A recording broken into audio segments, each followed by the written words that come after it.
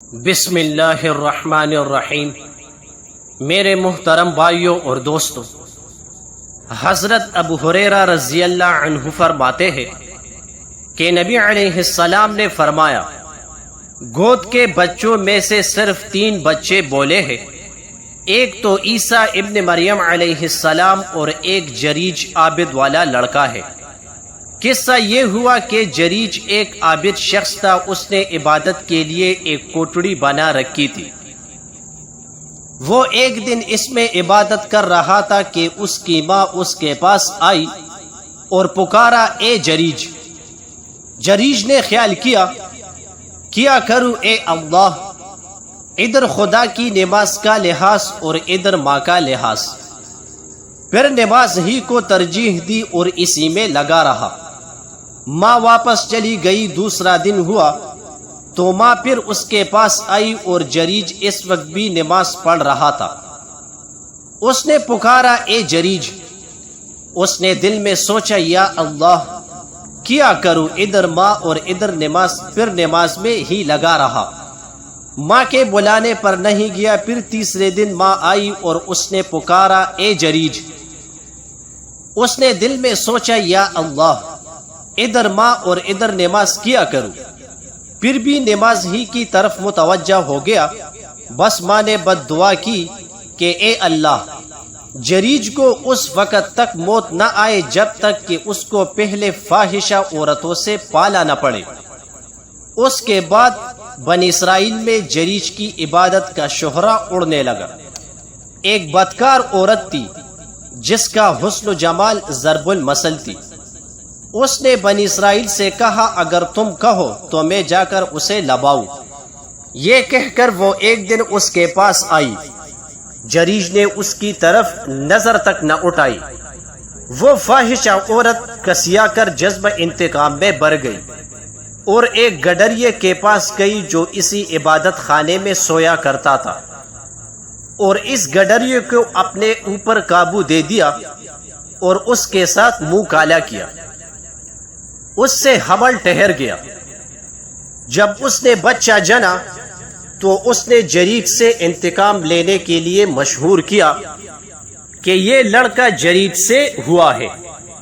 بس یہ سننا تھا کہ لوگ جریج پر ٹوٹ پڑے، اس کو عبادت خانے سے نیچے گھسیٹ لائے، اس کا عبادت خانہ ڈھا دیا اور لگے اسے مارنے کہ عابد بن کر حرام کاری کرتا ہے۔ جریج نے پوچھا، بتاؤ تو مجھے کیوں مار رہے ہو، کیا بات ہے؟ اس نے کہا کہ تو نے اس فاحشہ عورت کے ساتھ زنا کیا اور اس نے تیرے نطفہ کا بچہ جنا ہے۔ جریج نے کہا، اچھا تو وہ بچہ کہاں ہے؟ لوگ وہ بچہ لے کر آئے۔ جریج نے کہا، ذرا مجھے نماز پڑھ لینے دو۔ اجازت ملی، اس نے نماز پڑھی۔ پھر وہ جریج اس بچے کی طرف متوجہ ہوا اور اس بچے کے پیٹ میں انگلی چبو کر بولا، اے بچے، تو سچ سچ بتا کہ تیرا باپ کون ہے؟ تو وہ چند دن کا بچہ اللہ کی قدرت سے بولا کہ فلاں گڈریا۔ یہ کرامت دیکھ کر اب وہی لوگ جریج کے ہاتھ پاؤں چومنے لگے اور اسے تبرک بنا کر چھونے لگے اور کہنے لگے کہ اب ہم تمہارا عبادت خانہ سونے کا بنا دیتے ہیں۔ اس نے کہا، نہیں، یہ سب رہنے دو، جیسا وہ مٹی کا پہلے تھا ویسا بنا دو۔ تو لوگوں نے ویسا ہی بنا دیا۔ اس واقعے کا خلاصہ یہ ہے، چونکہ جریج ایک بزرگ انسان تھا، ہر وقت عبادت میں مصروف رہتا تھا، لیکن اللہ نے اس کو ماں کی نافرمانی کی وجہ سے شرمندہ کیا۔ تو اس لیے ہمیں چاہیے کہ ہم ہر حال میں اپنے ماں کی خدمت کریں۔ دوسرا واقعہ، بد نظری کے 3 بڑے نقصانات۔ بد نظری سے انسان کے اندر نفسانی خواہشات کا طوفان اٹھ کھڑا ہوتا ہے اور انسان اس سیلاب کی روح میں بہہ جاتا ہے۔ اس میں 3 بڑے نقصانات وجود میں آتے ہیں۔ پہلا نقصان، بد نظری کی وجہ سے انسان کے دل میں خیالی محبوب کا تصور پیدا ہو جاتا ہے۔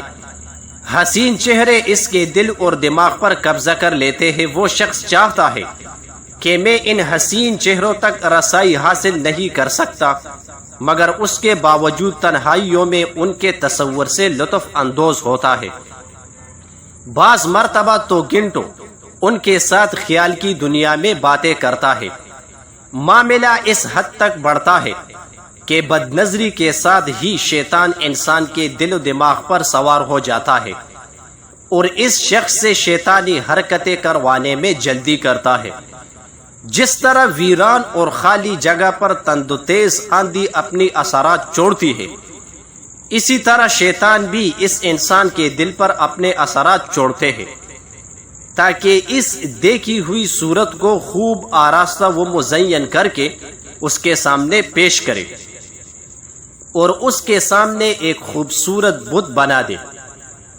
ایسے شخص کا دل رات دن اسی بت کی پوجا میں لگا رہتا ہے، وہ خادم آرزوؤں میں الجھا رہتا ہے۔ اسی کا نام شہوت پرستی، خواہش پرستی اور نفس پرستی ہے۔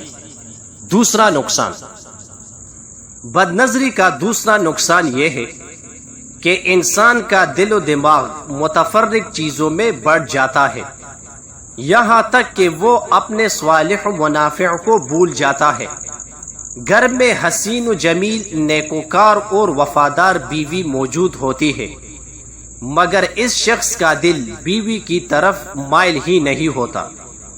بیوی اچھی نہیں لگتی، ذرا ذرا سی بات پر اسے الجھاتی ہے، گھر کی فضا میں بے سکونی پیدا ہو جاتی ہے، جبکہ یہی شخص بے پردہ گھومنے والی عورتوں کو اس طرح للچائی نظروں سے دیکھتا ہے جس طرح شکاری کتا اپنے شکار کو دیکھتا ہے۔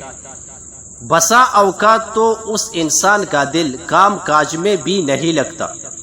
اگر طالب علم ہے تو پڑھائی کے سوا ہر چیز اچھی لگتی ہے، اگر تاجر ہے تو کاروبار سے دل اکتا جاتا ہے، کئی گھنٹے سوتا ہے مگر پرسکون نیند سے محروم رہتا ہے۔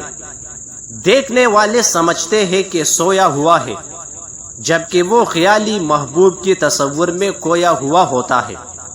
تیسرا نقصان، بد نظری کا تیسرا بڑا نقصان یہ ہے کہ دل حق و باطل اور سنت و بدعت میں تمیز کرنے سے عاری ہو جاتا ہے، قوت بصیرت چن جاتی ہے، دین کے علوم سے محرومی ہونے لگتی ہے، گناہ کا کام اسے گناہ نظر ہی نہیں آتا۔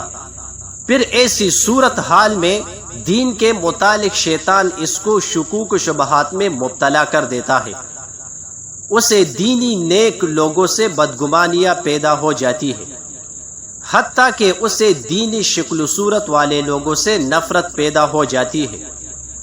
وہ باطل پر ہوتے ہوئے بھی اپنے آپ کو حق پر سمجھتا ہے اور بالا آخر ایمان سے محروم ہو کر دنیا سے جہنم رسید ہو جاتا ہے۔ اللہ ہم سب کی حفاظت فرمائے، آمین۔